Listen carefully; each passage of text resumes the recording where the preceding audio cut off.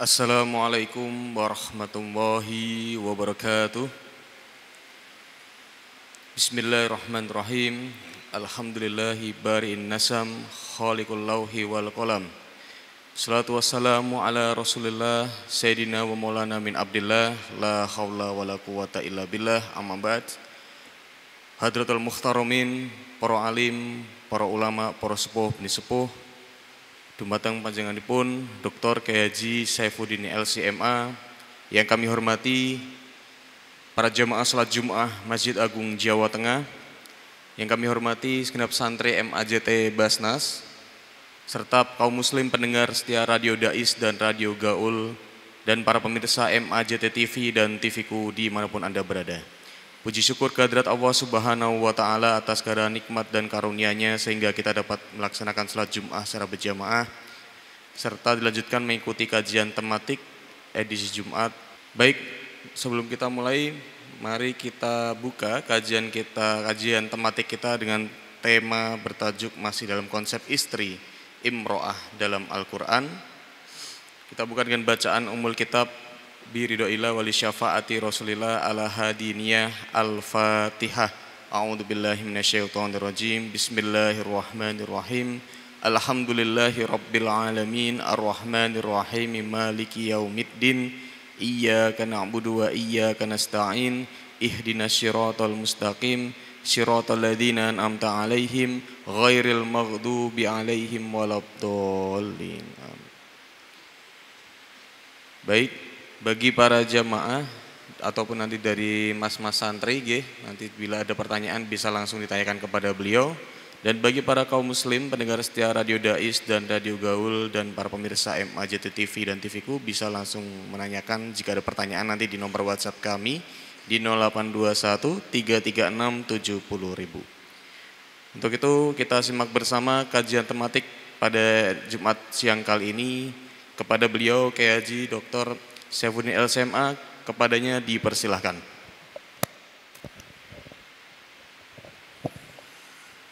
Assalamualaikum warahmatullahi wabarakatuh.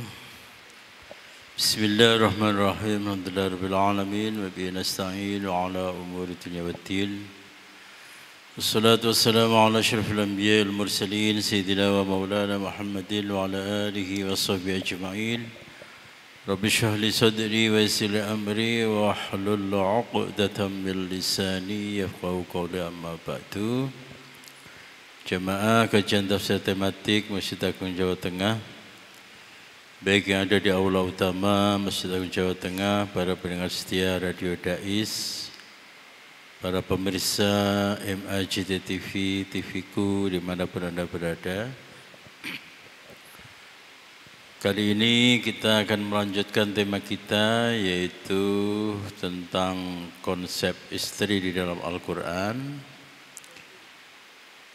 yang pada kesempatan kali ini kita akan mengangkat diksi zauj. Ini bukan imro'ah nih, salah ketik ya. Zauj di dalam Al-Quran. Sebagaimana kita ketahui,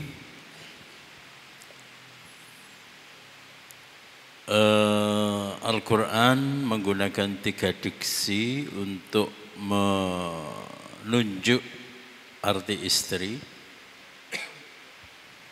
Yang pertama yaitu imro'ah, sekaligus bentuk jamaknya yaitu an-nisa. Yang kedua yaitu zauj. Kalau dalam Al-Quran tidak pakai zaujah ya, tapi pakai zauj. Sementara jamaknya adalah azwaj, ada juga zaujat. Kemudian yang ketiga menggunakan diksi atau lafaz yaitu sahibah. Terkait dengan penggunaan kata imro'ah, ini sudah kita bahas dalam 2 pertemuan yang lalu, yang intinya penggunaan kata imro'ah itu cenderung digunakan oleh Al-Quran ketika hubungan suami istri, itu posisi istri itu lebih pada hubungan fisik hubungan yang pragmatis, hubungan yang kadang atau bisa disebut dengan hubungan yang manusiawi, hubungan yang kadang di situ ada konflik, di situ ada polemik dan seterusnya. Sementara kalau penggunaan kata zauj yang secara bahasa itu artinya adalah pasangan, ini lebih cenderung digunakan oleh Al-Quran untuk hubungan suami istri, di mana hubungan itu adalah hubungan yang al-wifaq atau al-wafaq, yaitu keserasian, keharmonisan, dan kecocokan. Ini sekaligus memberi isyarat kepada kita bahwa pasangan kita yaitu ada kalanya hanya pada tingkat yaitu rajul dan imro'ah, ada pada kalanya yaitu zauj dan zaujah, ada kalanya yaitu sahibun dan sahibah. Atau dengan kata lain, ada kalanya hubungan suami istri itu adalah hanya hubungan ya keterpaduan fisik, sementara jiwa, kemudian perasaan, kecocokan itu tidak ada di situ. Tapi ada kalanya hubungan suami istri itu adalah hubungan yang memang sepasang, suka duka bersama,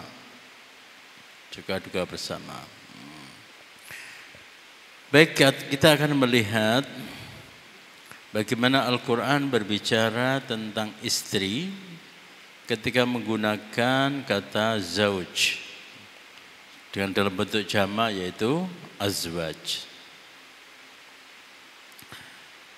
Sebelumnya perlu saya sampaikan bahwa zauj itu artinya adalah pasangan. Maksudnya bagaimana? Al-Quran menggunakan kata zauj itu tidak melulu mempunyai arti istri. Tidak mempunyai arti istri. Kadang artinya itu adalah pasangan dalam arti pasangan secara umum atau pasangan misalnya thamaniyata azwaj, pasangan, justru ini adalah pasangan hewan ad-dha'n, kambing yang berpasang-pasangan, domba yang berpasang-pasangan antara jantan dan betina. Kemudian ada juga lafaz itu zaujim bahij, yaitu pasangan yang mengagumkan, pasangan yang sangat indah dan mengagumkan. Itu adalah pasangan untuk menunjuk arti yaitu buah-buahan, kemudian kembang-kembang yang beraneka warna, yang sepasang-sepasang dan sebagainya. Baik, kita lihat surah Al-Baqarah ayat 25 yang berbunyi a'udzubillahi minasyaitonirrajim wa basyiril ladzina amanu wa 'amilus shalihat anna lahum jannatin tajri min tahtihal anhar kullama ruziqu minha min thamaratir rizqan qalu hadzal ladzi ruziqna min qabl wa utu bihi mutasyabiha wa lahum fiha azwajun mutahharatu wa hum fiha khalidun. Sampaikanlah kabar gembira kepada orang-orang yang beriman dan beramal solih bahwa untuk mereka disediakan surga-surga yang di bawahnya mengalir sungai-sungai. Setiap kali diberi rezeki buah-buahan darinya, mereka berkata, inilah rezeki yang diberikan kepada kami sebelumnya. Mereka telah diberi buah-buahan yang serupa dan di sana mereka memperoleh pasangan-pasangan yang disucikan. Terjemah ini saya ambil dari terjemahan Kementerian Agama ya tahun 2019. Kata azwaj di sini itu diterjemahkan sebagai pasangan-pasangan. Ya, kenapa demikian? Ini untuk menghindari pertanyaan. Kalau laki-laki, orang mukmin laki-laki masuk surga, dia mendapatkan bidadari. Nah, dia mendapatkan bidadari. Nah, bagaimana kalau orang mukmin perempuan, wanita mukmin yang masuk surga? Ini kan tidak disebut oleh Al-Quran. Apa yang akan didapatkan oleh para wanita itu? Para wanita itu. Nah, kemudian diterjemahkan oleh Kemenak yaitu pasangan. Supaya apa? Supaya ini juga bisa mengcover kenikmatan yang didapatkan oleh perempuan ketika masuk surga.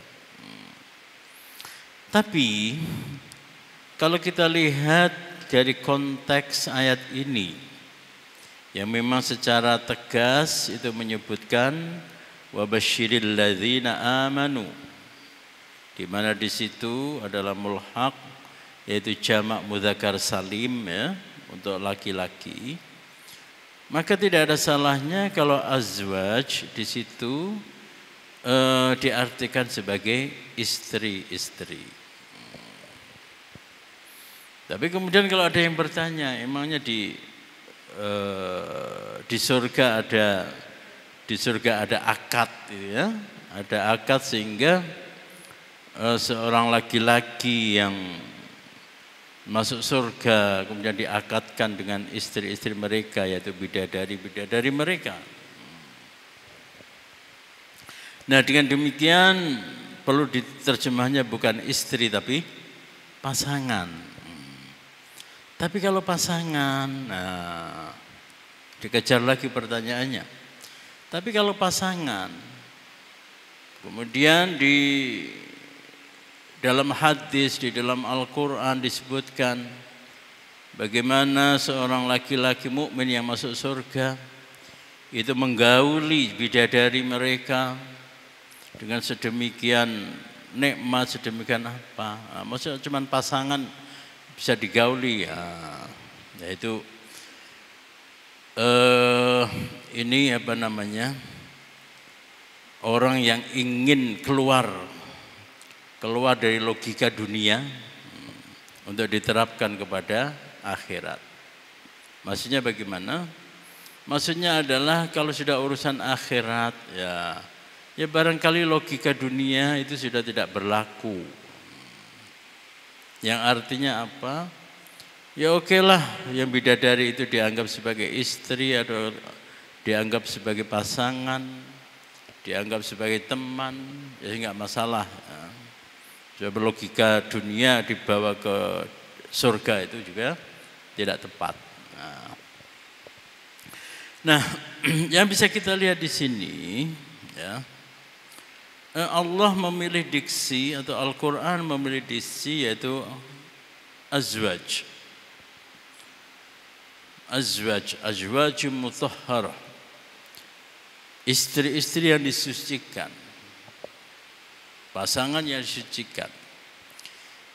Nah, kalau kita menelisik di dalam Al-Quran bagaimana suasana surga, kita menelisik di dalam hadis bagaimana suasana surga, itu akan kita perhatikan, akan kita lihat bahwa memang hubungan antara laki-laki dan perempuan, atau bisa dikatakan suami istri, atau bisa dikatakan yaitu penghuni surga dengan para bidadarinya, itu memang hubungan yang sangat harmonis, hubungan yang sangat cocok dan seterusnya. Sehingga digambarkan belum sempat terucap itu sudah dituruti, sudah dikabulkan. Kalau ini permasalahannya lain ya. Sebab kelak teknologi itu juga sudah akan bisa menjawab. Jadi dari sorot mata atau mungkin dari aura wajah, orang itu akan ketahuan dia itu dalam keadaan haus. Dengan teknologi digital akan diketahui dia itu kekurangan cairan sebanyak 370,2 cc. Nanti akan tahu. Dengan kelopak mata yang demikian, nanti akan ketahuan. Nah, secara otomatis akan ditangkap oleh para pelayan-pelayan surga dan dia akan memberikan minuman sebanyak yaitu 370,2 cc. Demikian juga dari sorot mata, dari kerut kening, itu juga akan ketahuan. Oh, itu Ustadz siapa namanya? Ustadz Nasrullah itu penghuni surga. Ustadz Nasrullah itu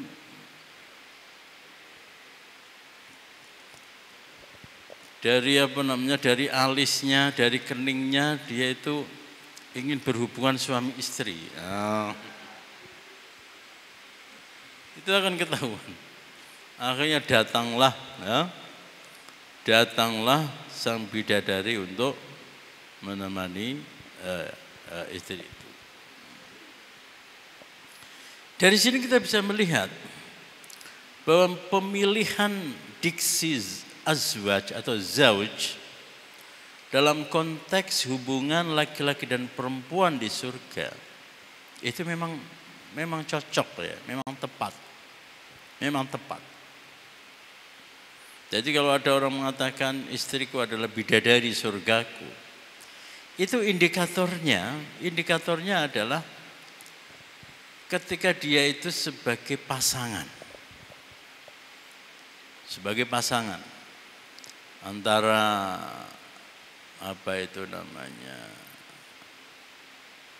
antara pulpen dengan tutupnya, antara ban dengan pentilnya, antara matahari dengan panasnya, antara malam dengan gelapnya. Itu adalah gambaran kecocokan.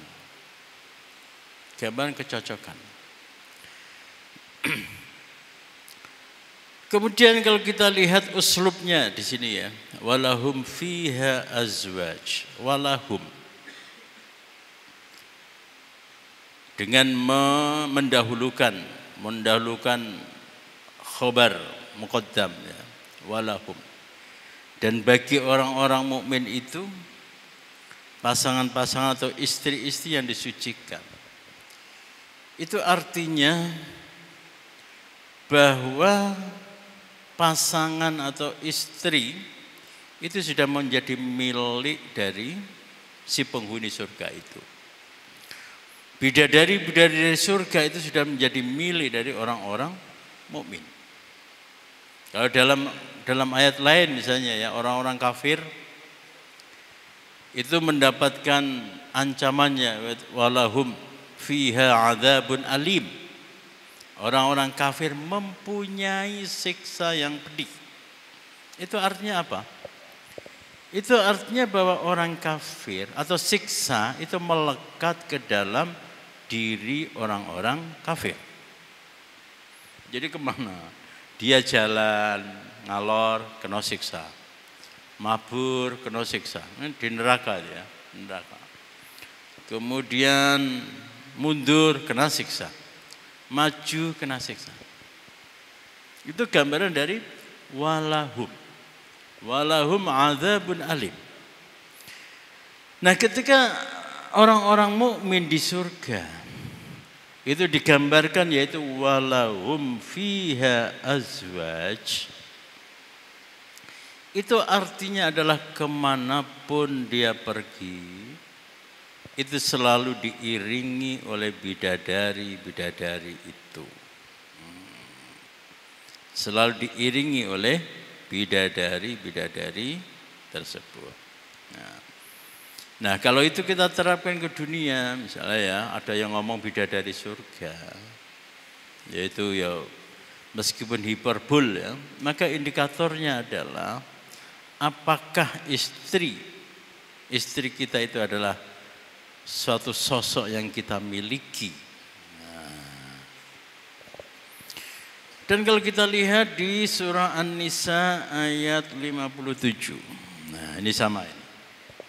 Lahum fiha azwajum mutahharatu wa nudkhiluhum dhillan dhalila. Di sana mereka mempunyai pasangan-pasangan. Jadi sebetulnya kurang tepat ya kalau mempunyai. Mempunyai kata yamliku. Yaitu al-mu'minuna yamlikuna azwajam mutahhara, tidak ya. Tidak hanya sekedar mempunyai. Kalau fi'il mudhari itu apa namanya? Kondisional, situasional. Tapi kalau sudah bentuk ismiyah walahum fiha azwaj, itu artinya adalah kepemilikannya itu melekat. Kepemilikannya itu lestari. Tapi memang kesulitan ya di dalam menerjemahkan. An-Nisa ayat 57 ini juga menegaskan bahwa orang-orang yang beriman dan beramal solih kelak di akhirat, kelak di surga, dia itu lahum fiha azwajun mutahharah. Jadi bidadari-bidadari yang disucikan itu sudah menjadi milik mereka.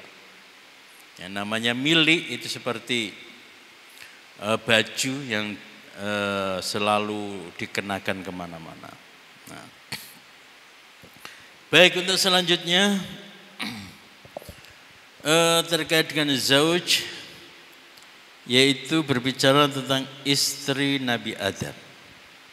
Istri Nabi Adam yaitu Siti Hawa, meskipun di dalam hadis itu populer disebut dengan Siti Hawa, tetapi di dalam Al-Quran Siti Hawa itu disebut dengan zauj. Sebagaimana di dalam surah Al-Baqarah ayat 35, wa qulna ya Adam uskun anta wa zaujukal jannah wa kula minha ragadan haitsu syi'tuma wa la taqraba hadhihi syajarata fatakuna minadh dhalimin. Coba perhatikan. Yang pertama, Siti Hawa disebut dengan zauj. Kemudian yang diperintah oleh Allah Subhanahu wa taala untuk uskun, untuk tinggal di surga. Itu bukan hanya Nabi Adam. Allah tidak berfirman, wahai Adam, masuklah kamu ke surga, ajaklah serta istrimu, bukan. Tapi wahai Adam dan istrinya Adam, masuklah kamu ke surga. Ini menunjukkan bahwa tiket seperti yang sudah saya sampaikan ya, bahwa tiket masuk surga yang dimiliki oleh Nabi Adam dan Siti Hawa itu sama. Tiketnya sama. Warnanya biru dongker sama, dilapisi emas juga sama. Yang dimiliki oleh Nabi Adam, yang dimiliki oleh Siti Hawa itu sama.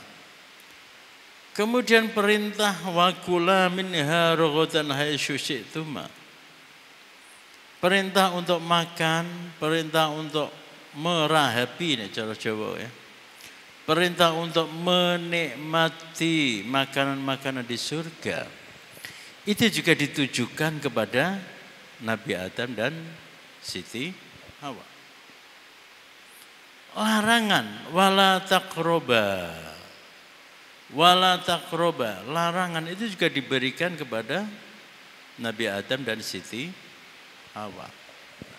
Ini adalah simbol ya, isyarat dari keharmonisan. Keharmonisan suami istri itu adalah ketika yang pertama adalah hak masuk ke surga. Itu adalah hak. Itu ketika baik suami maupun istri itu mempunyai hak yang sama terhadap rumah tangga. Mempunyai hak yang sama terhadap rumah tangga. Kalau segala urusan itu misalnya ya, itu adalah hak prerogatif dari suami. Ini bukan gambaran keharmonisan sebagaimana Nabi Adam dan Siti Hawa. Jadi ketika hak itu sama, mau masuk ya tidak perlu minta izin suami. Begitu juga suami tidak perlu minta izin istri, misalnya. Itu contoh yang harmonis.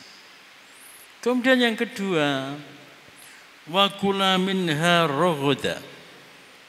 Di situ ada makanan-makanan, ada minuman-minuman, itu dinikmati bersama. Ibaratnya ya, ketika makan itu adalah satu meja, dalam satu waktu, dengan hidangan yang sama antara suami dan istri. Nah itu adalah keharmonisan. Beda dengan orang Jawa ya, orang Jawa.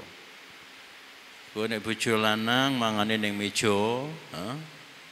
nek bojo wadon mangane ning pawon, ning dapur. Dapur urusan konco wingking ya, konco wingking. Padahal Siti Hawa, padahal bayangke ya, bayangke.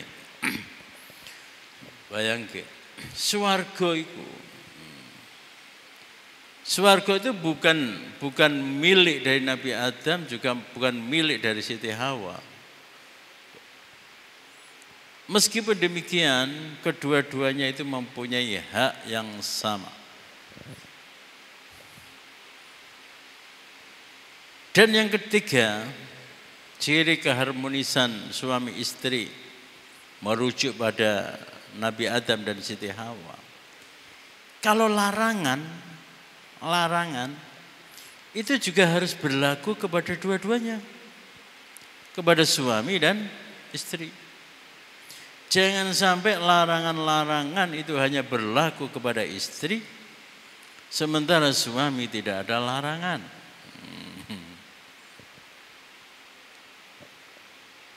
Atau sebaliknya, larangan-larangan hanya berlaku kepada suami, sementara si istri tidak ada larangan.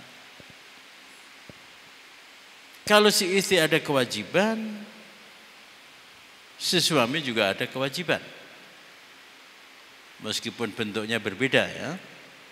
Kalau suami ada larangan-larangan, istri juga ada larangan-larangan. Yang dilarang oleh Allah Subhanahu wa taala untuk mendekati buah larangan itu tidak hanya Nabi Adam, tapi juga Siti Hawa.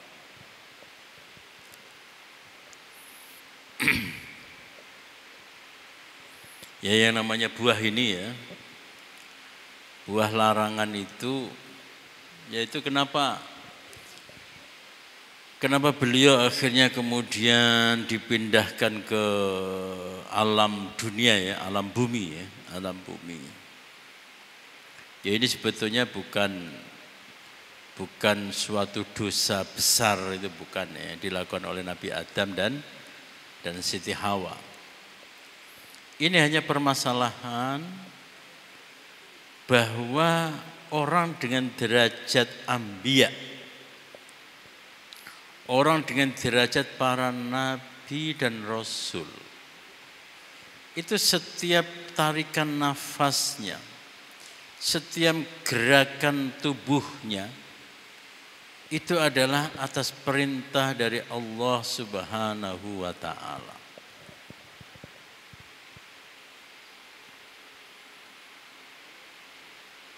Kita bisa membandingkan dengan para aulia, para wali.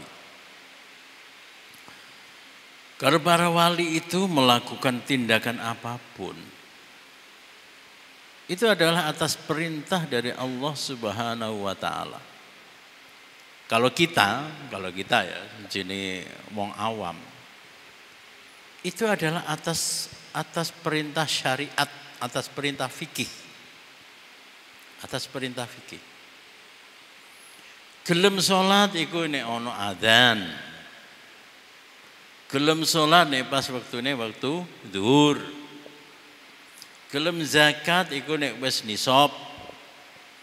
Jumlahe ya wis 2,5% atau 5% atau 10%. Tapi sejine para aulia yang mana dia itu sudah makrifat. Makrifat maksudnya apa? Makrifat itu wis kenal. Para wali itu sudah kenal dengan Allah Subhanahu wa taala. Jadi tidak berdasarkan perintah. Ibaratnya ya kalau kita kenal dengan orang lain, dengan teman kita, dengan ibu kita, dengan orang tua kita. Ibu kita baru batuk saja, karena sudah kenal, maka kita buru-buru mengambil air minum tanpa diperintah. Tanpa diperintah. Atau ibaratnya anak sakit. Ada anak sakit. Perlakuan dokter atau bidan dengan si ibu terhadap anak yang sakit. Ada anak sakit, nek sing jenenge bidan atau dokter. Karena dia itu belum kenal, dia hanya ilmu syariat, ilmu fikih, maka dia langsung ngasih obat. Obat penurun panas, yes. Tapi kalau ibu, itu barangkali dia itu tidak akan memberikan obat. Karena apa? Panasnya si anak itu bukan karena penyakit. Si ibu kemudian meraih si anaknya itu kemudian dipeluk. Kemudian dipeluk. Kenapa demikian? Karena si ibu sudah kenal. Karena si ibu sudah kenal terhadap si anaknya itu. Para aulia, para anbiya, para rasul itu sudah kenal Allah Subhanahu wa taala. Dengan demikian, kadang zakatnya itu beda dengan zakat kita. Infaknya itu beda dengan infak kita. Salatnya beda dengan salat kita. Karena kenal. Kenal makrifat dan muraqabah selalu diawasi. Nah, Nabi Adam dan Siti Hawa, kenapa diturunkan ke bumi? Karena ketika dia makan buah larangan, itu adalah bahwa mereka itu tidak makan makanan yang diperintahkan oleh Allah Subhanahu wa taala. Bukan jenis makanannya itu yang haram. Bukan cara makannya yang haram. Hanya karena tidak diperintah oleh Allah Subhanahu wa taala.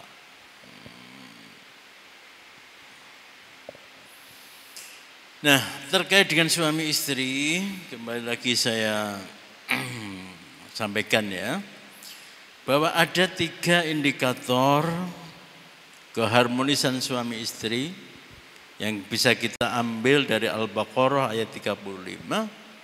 Yang pertama adalah ketika suami dan istri mempunyai hak yang sama.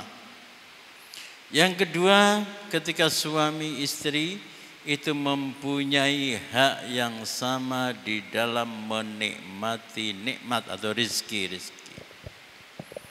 Jadi tidak boleh sing wong lanang geme biar pakaiane, tuku iki, sing wedok enggak. Atau sebaliknya, sing wedok dari ujung rambut sampai ujung kaki. Ujung rambut sampai ujung kaki mulus, mewah dan sebagainya. Sementara sing wong lanang wis pecine peci buluk, celanane celana sobek-sobek, sandal jepit, nah itu tidak boleh. Dan yang ketiga, wala taqraba hadhihi syajarah. Ketika ada larangan itu harus juga berlaku kepada dua-duanya. Orang itu sing apa iku wong lanang entuk nesu-nesu, wong itu ora entuk nesu-nesu. Wong lanang entuk swara keras, wong itu ora entuk swara keras. Atau sebaliknya, wong wedok entuk ngamuk, wong lanang kudu meneng. Ya tapi kan memang begitu. Kan memang begitu. Sing siji galak, sing siji meneng. Iku kan cocok, iku enggak cocok iku. Iku dipaksakan cocok itu sebetulnya ya. Dipaksakan cocok. Baik, selanjutnya yaitu Al-A'raf ayat 35. Wa ya Adam uskun anta wa zawjukal jannata fakula min haitsu syi'tuma wa la taqraba hadhihi syajarah fatakuna minadh dhalimin. Ya, kemudian ada ayat selanjutnya itu qala rabbana dzalamna anfusana wa illam taghfir lana wa tarhamna lanakunanna minal khasirin. Coba perhatikan. Itu juga pakai qala. Jadi yang bertaubat itu juga bukan hanya Nabi Adam, tapi juga Siti Hawa. Yang dihukum itu juga bukan hanya Nabi Adam saja, tapi Siti Hawa. Jadi tidak bisa, udah deh, ini urusan saya, biar saya yang menanggung derita ya, Tidak. Jadi dua-duanya itu juga harus berdoa kepada Allah Subhanahu wa taala, dua-duanya juga harus bertobat kepada Allah Subhanahu wa taala. Nah, kemudian di dalam surah Toha ayat 117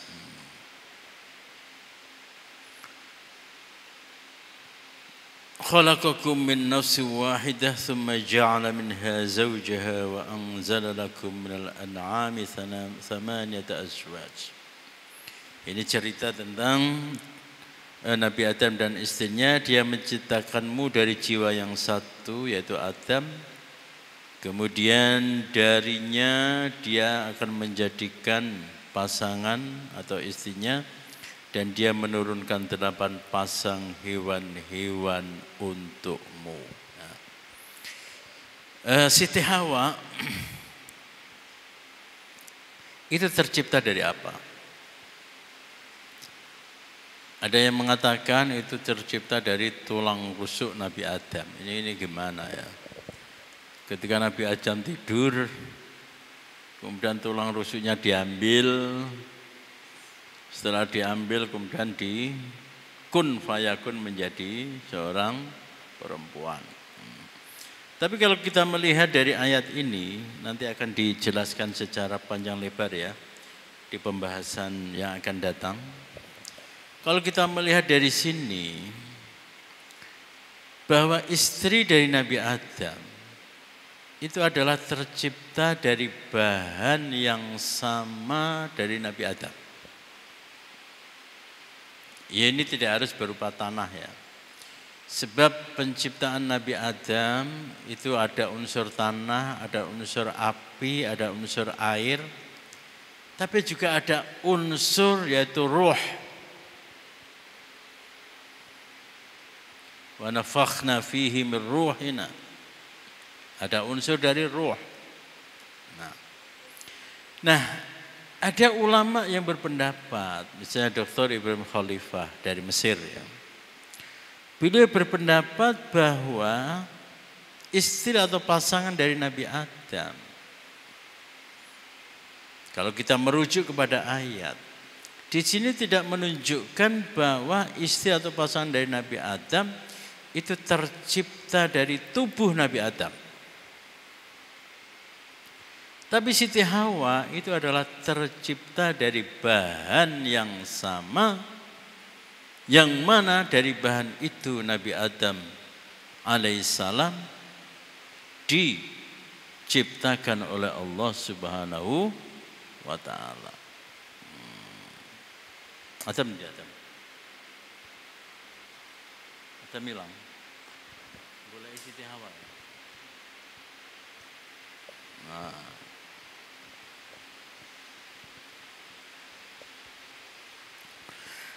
Karena kalimatnya adalah summa ja'ala minha zawjaha. Hanya itu kemana? Hanya adalah dari nafsin wahidah. Dari nafs. Dari nafas. Dari nafas. Dan ini akan terbukti juga. Yaitu pada keturunannya Nabi Adam. Dari Nabi Adam atau istri atau pasangan dari Nabi Adam itu tercipta dari nafas.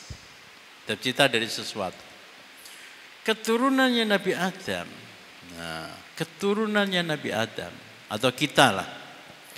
Jodoh kita itu diciptakan oleh Allah Subhanahu wa ta'ala. Itu dari tulang rusuk kita atau dari bahan yang sama di mana Allah menciptakan kita dari bahan itu. Dari bahan yang sama, bukan dari tulang rusuk kita. Istrinya Mas Harun Ar-Rasyid ya, sudah punya istri belum? Oh belum. Istrinya Mas Nasrullah misalnya. Apakah kemudian ya, Mas Nasrullah itu tidur, kemudian tiba-tiba tulang rusuknya hilang, kemudian diciptakan istri? Ya tidak. Ternyata tidak. Istrinya Mas Nasrullah itu adalah sebuah sosok. Sebuah sosok yang mana sosok tersebut itu diciptakan dari bahan yang sama dengan Mas Nasrullah. Itu rahasia rahasia biologi, rahasia apa ya? Sebabnya apa ya? Sebab yang namanya manusia itu kan tercipta dari sperma dan sel telur. Sperma itu dari apa? Sperma itu adalah dari makanan yang dimakan oleh bapak kita. Makanannya apa? Makanannya mungkin dari beras, kemudian dari buah-buahan, mungkin dari hewani dan sebagainya. Nah, barangkali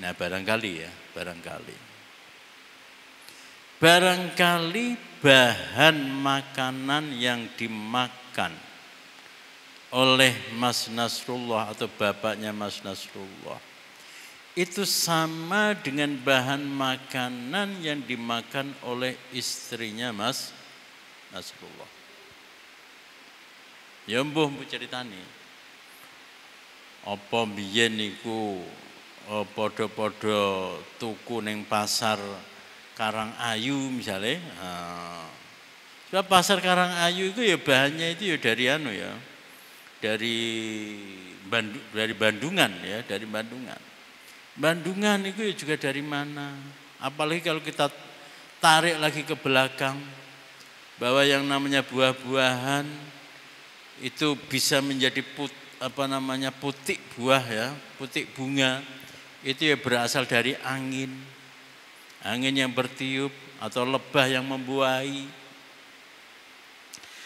Nah bisa jadi angin yang membuahi buah yang kemudian dimakan oleh Nasrullah itu sama juga dengan angin yang membuahi buah yang dimakan oleh istrinya Nasrullah.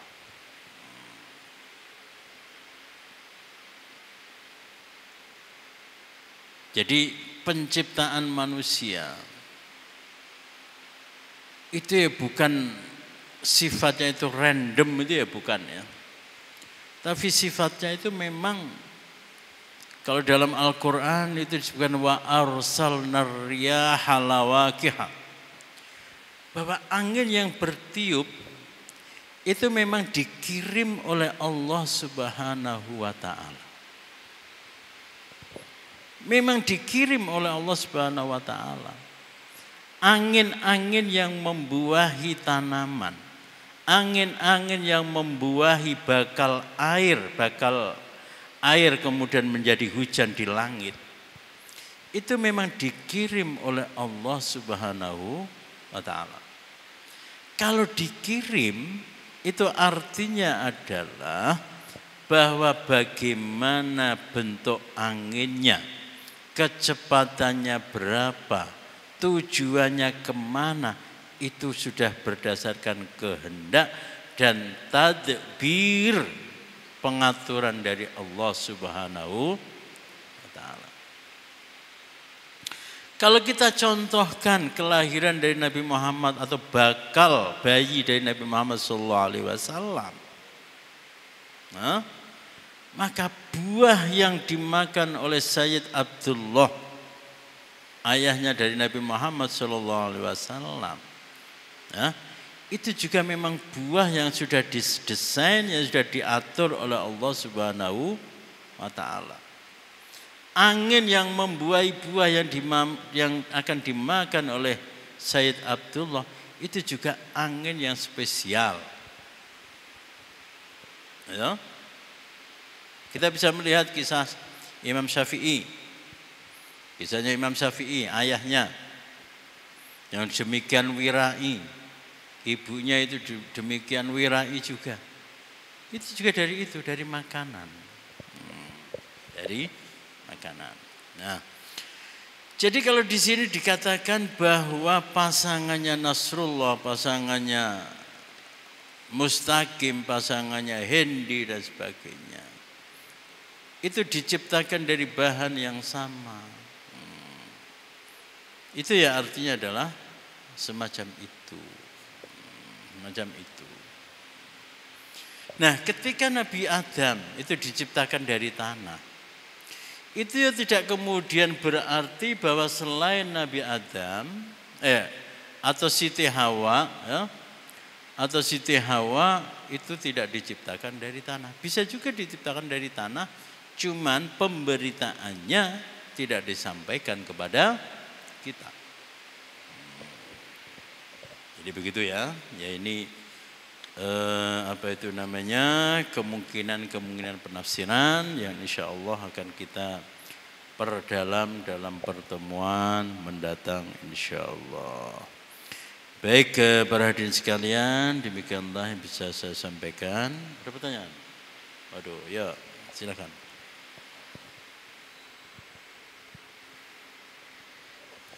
Baik, terima kasih Kiai kita, Kiai Dr. Kiai Haji Saifuddin LCMA. Di sini ada pertanyaan dari pendengar Kiai. Assalamualaikum warahmatullahi wabarakatuh. Perkenalkan, saya Subhan dari Tegal. Iya, izin bertanya, bagaimana agama Islam memandang pasangan suami istri yang memutuskan untuk tidak mempunyai keturunan? Dan bagaimana jika anjuran sebagai suami jika seorang suami itu egois dan emosional gitu kan? Begitu juga sebaliknya ataupun dari istri. Kemudian amalan apa yang dianjurkan dari Islam untuk pasangan suami istri tersebut? Pertanyaan pertama. Kemudian pertanyaan kedua ini dari Aldi Togosari, Kiai. Assalamualaikum warahmatullahi wabarakatuh, Kiai. Mendengar dari diksinya itu masih zauj dan imro'ah. Melihat fenomena yang terjadi saat ini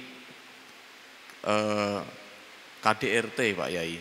Itu berarti kalau kita pahami seorang suami istri yang sedang KDRT itu berarti diksinya itu masih di imro'ah ya Pak, karena apakah seperti itu gitu Pak? Apakah masih dalam diksi imro'ah atau sudah zauj, melihat dari pasangan suami istri yang KDRT? Demikian Pak. Assalamualaikum warahmatullahi wabarakatuh. Baik, terima kasih. Bahwa laki-laki dan perempuan ketika terjalin hubungan suami istri itu sejak menikah sampai akhir hayat itu tidak selalu posisinya atau statusnya itu adalah rajul dan imra'ah. Demikian juga tidak selalu dari nikah sampai kemudian wafat itu posisinya adalah sebagai zauj dan zaujah. Kadangkala di awal-awal nikah itu adalah lebih tepat disebut dengan zauj dan zaujah. Kemudian ketika sudah umur 50 dan sebagainya itu sudah sohib dan sohibah. Nah, ini yang bertanya kalau sudah tua nanti akan tahu ya. Kalau masih muda mungkin belum tahu. Yes. Ya, awal-awal nikah itu ya bukan hanya rajul dan imro'ah, ya mungkin habib dan habibah, asyik dan ma'syuqah, selalu pokoknya romantis terus.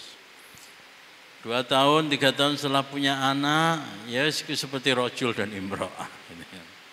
Seperti rajul dan imro'ah. Anaknya sudah besar, maka dia akan menjadi zauj dan zaujah. Kalau sudah tua, ya bisa jadi menjadi sohib dan sohibah atau zauj dan zaujah. Nah, kemudian bagaimana ketika suami itu egois ya? Suami egois tidak mau punya anak ya, tidak mau punya anak. Ya itu dari pertanyaannya sebenarnya sudah punya jawaban ya. Yang artinya apa? Ya itu tidak boleh ya. Itu tidak boleh. Sebabnya di dalam Al-Quran juga disebutkan bagaimana Al-Quran itu mencela orang-orang kafir yang takut mempunyai anak. Karena apa? Karena takut tidak bisa memberi makan, tidak bisa memberi rizki, dan seterusnya. Sebab seorang bayi yang lahir itu adalah hak mereka untuk lahir, bukan hak kita untuk menghalangi. Dengan demikian kalau ada orang yang kemudian suami istri tidak mau mempunyai anak ya, ya ini sebenarnya adalah melanggar kodrat ya, bertentangan dengan kodrat. Sekian banyak orang yang pengen mempunyai anak, mempunyai momongan. Lah kok ini ada orang yang kemudian tidak mau mempunyai anak, tidak mau mempunyai momongan. Tapi memang benar, misalnya di Mesir ya, itu ada semacam slogan ya, yang dikeluarkan oleh pemerintah atau iklan layanan masyarakat. Dia mengatakan begini, iklannya itu ya. Sebelum Anda memutuskan untuk mempunyai anak, maka pastikan dulu bagaimana biaya mereka ketika dia lahir. Nah, ya ada semacam itu ya, ada semacam itu. Dan oleh karena itu para ulama itu kemudian membedakan antara tanzimun nasl dengan tahdidun nasl. Kalau tanzimun nasl itu artinya adalah mengatur keturunan.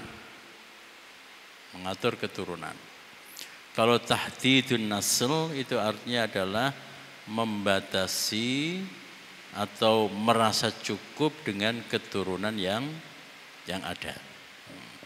Nah, tanzimun nasl itu mayoritas ulama itu memperbolehkan. Jadi kalau fungsinya atau tujuannya itu adalah untuk menata, mengatur dari keturunan itu, misalnya jangan sampai berindil atau jangan sampai stunting dan sebagainya, nah itu diperbolehkan. Tapi kalau tahdidun nasl, yaitu membatasi diri, tidak boleh, tidak mau mempunyai anak, nah itu para ulama sepakat bahwa itu tidak boleh. Tapi ini pembahasannya panjang ya, pembahasannya panjang. Tapi paling tidak jawabannya adalah semacam itu. Ada lagi? Yang tertinggal tadi apa? Kenapa?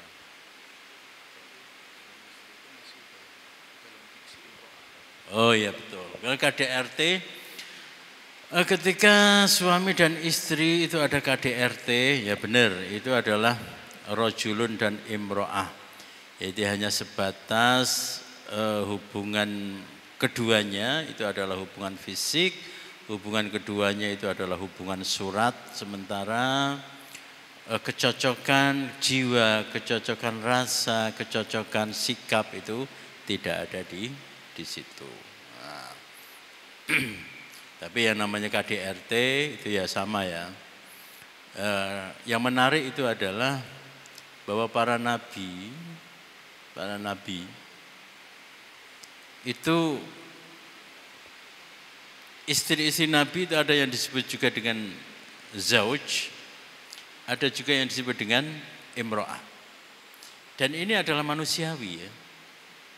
Jadi hubungan antara Nabi Ibrahim dengan istrinya itu ya tidak kemudian dari awal pernikahan sampai keduanya wafat. Itu adalah dalam kategori zauj dan zaujah, tidak. Tapi kadang juga hubungan antara Nabi Ibrahim dengan istrinya itu juga hubungan yaitu rojul dan imro'ah. Demikian juga Nabi Nuh dengan istrinya. Bahkan Nabi Muhammad dengan para istri-istri beliau itu juga demikian. Pernah terjadi kecemburuan. Kemudian Nabi Muhammad dengan Siti Aisyah pernah terjadi kerenggangan karena hadisul ifki gitu ya. Nah, jadi semuanya semua manusia dari awal pernikahan sampai akhir hayat itu tidak bisa dikategorikan hanya sebuah hubungan zauj dan zaujah. Dengan kata lain, kalau di situ ada pertengkaran atau bahkan ada KDRT dan sebagainya, yaitu sangat mungkin. Dan ketika terjadi ketidakcocokan, maka secara bahasa itu hubungan mereka itu adalah rojul dan imro'ah. Baik, demikian yang bisa saya sampaikan. Kurang lebih mohon maaf. Assalamualaikum warahmatullahi wabarakatuh.